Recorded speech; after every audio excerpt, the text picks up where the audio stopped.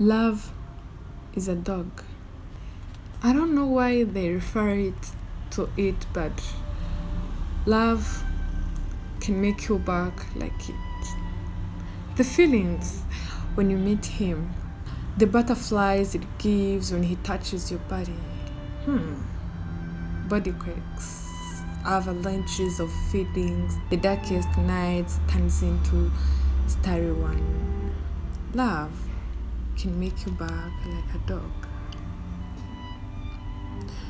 Iyo ruje ruza nk'indwara, ntiruteguza ntirwirindwa ntirunakumirwa, rurayobora ntiruyoborwa, ibyarwo ni amateka ngo ntirwemera imibare, iyo uyizanyemo bizana amahurizo rukabazonga, rurazonga ruri ku isonga.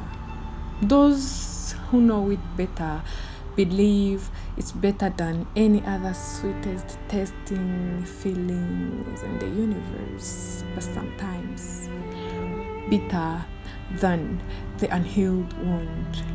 It doesn't ask why, neither does it accept it.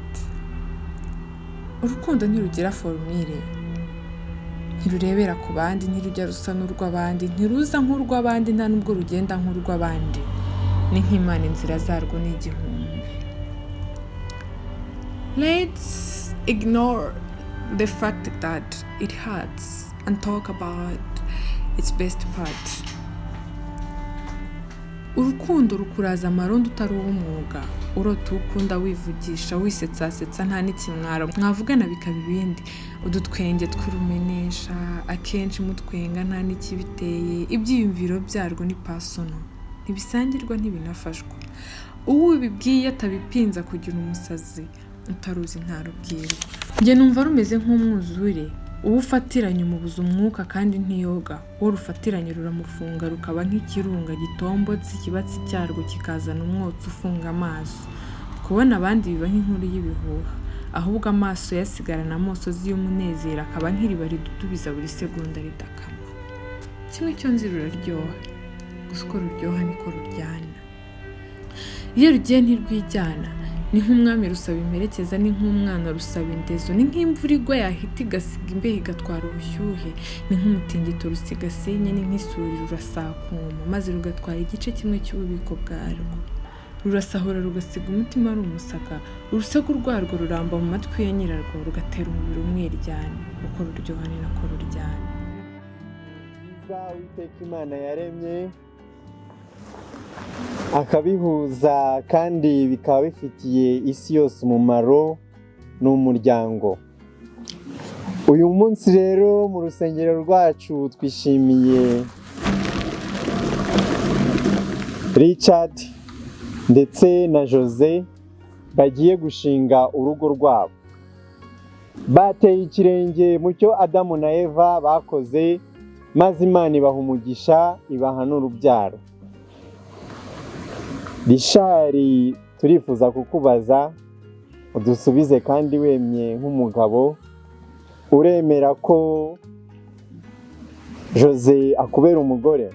Ndabyemera. Jose, nawe uremera ko Rishari akubera umugabo?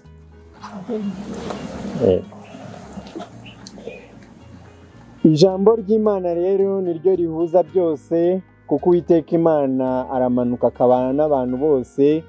Turabisoma mu Itangiriro igice cya 2 umurongo wa 24, twongere tubisange mu Befeso igice cya 5 umurongo wa 25. Nicyo gituma umugabo asiga se na nyina akizirika ku mugore we, bakaba umubiri umwe. Twongere tujye mu Befeso 5 umurongo wa 25.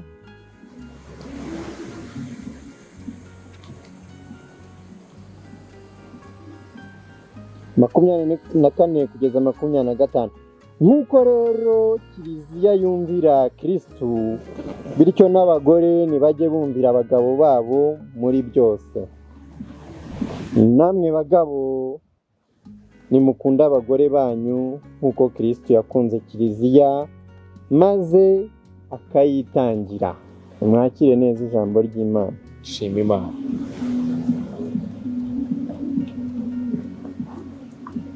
Uyu rero ni umushinga utoroshye ariko kandi ni umushinga w'umugisha cyane kuko Imana yabahuje kandi igiye kubakomeza.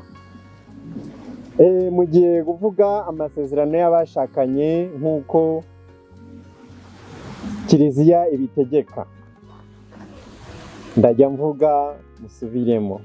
Njyewe Richard nemeye ko Jose ambera umugore tukazabana akaramata mu bibi no mu byiza. Amen. Njyewe Jose nemeye ko Richard ambera umugabo tukazabana akaramata mu bibi no mu byiza. Uko Imana ibidusaba. Amen. Richard yagiye kwambika umugore w'impeta Imana yahaye umugisha. Nuko dusengera ikiganza cyabo kuko iby'Imana yafatanyije nta ujya abitandukanya.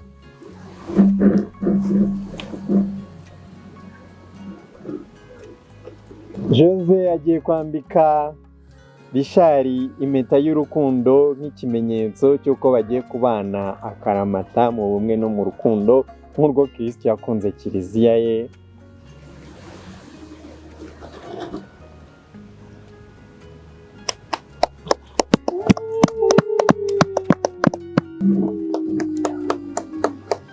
Mana Data ushobora byose, turagushimiye ko ibyo wafatanyije ntawe ushobora kubitandukanya. Duhaye uru rugo umugisha, uzaruhe hungu na kobwa, uzabagenda imbere n'inyuma iburyo n'ibumoso, ubahe urukundo, bubahane kandi bazubakire kuri wowe mu izina rya Yesu Kristo.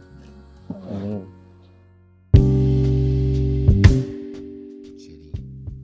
Simfite amagambo nakoresha ngo nsobanurire kuri njyewe, gusa byibura reka nkoresha amwe basi ngo ubwire ibyo biro mufitiye mukundwa.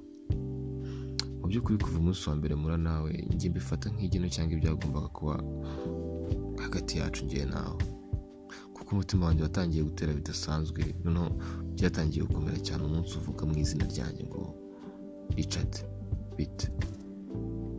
Nabaye nk'ubonekewe na marayika. Nibwo natangiye kubona ko ibintu bigenda bihinduka mu buzima bwanjye, kugeza igihe naje kumenya ko ari we mugore nkeneye kuzamarana nawe ubuzima bwanjye bwose nsigaje ku isi. Nasobanukiwe neza ko ari we mugore nifuza kuzajya mbona mbere y'uko izuba rirasa, ndetse nkakubona mbere y'uko izuba rirenga, kuko uri umugore nshaka kuzagirana nawe umuryango kandi tukagirana umuryango mwiza. I love you.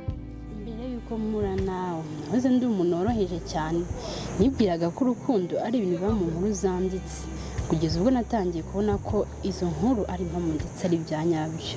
Naje guhura n'umusore wampinduriye ubuzima, umusore nifuza kuzamarana nawe ubuzima bwanjye nkiri muri iyi si, ndetse akaba n'umusore ntazuyaza kwitambika mu gihe abaye igipimo. Muri make umusore nkunda umunsi ku munsi. Ashimwe Uwiteka waduhuje, kandi nzagukunda iteka n'umutima wanjye wose.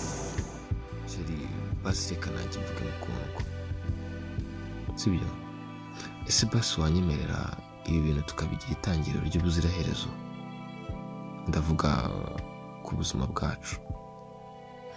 Gusa hari ikintu naguhishe, ariko ntukimenya ntuze gutungurwa mu by'ukuri. Urukundo ngukunda rurenze urwo ngiye nabasha kukugaragariza, kuko inyoni zaririmba zitaririmba, izuba ryarasa cyangwa se ntirase, imvura yagwa cyangwa se yarorera, mu by'ukuri ngiye nzaguhora iruhande mu bihe bibi no mu bihe byiza. Nzaguhora iruhande rwawe, kabone naho isi yakwicurika cyangwa ikica urukura, uzahora urukundo rw'ubuzima bwanjye iteka ryose. Kandi ikindi, uzahora umwamikazi w'umutima wanjye, kuko burya umunsi mura nawe hari indi ngeso nibonyeho nari niyiziho. umunsi mura nawe nibwo namenye ko buriya ngira ubusambo ndetse n'umururumba, kuko mba numva nta wundi muntu nifuza kugusangira nawe kuko ndagukunda cyane.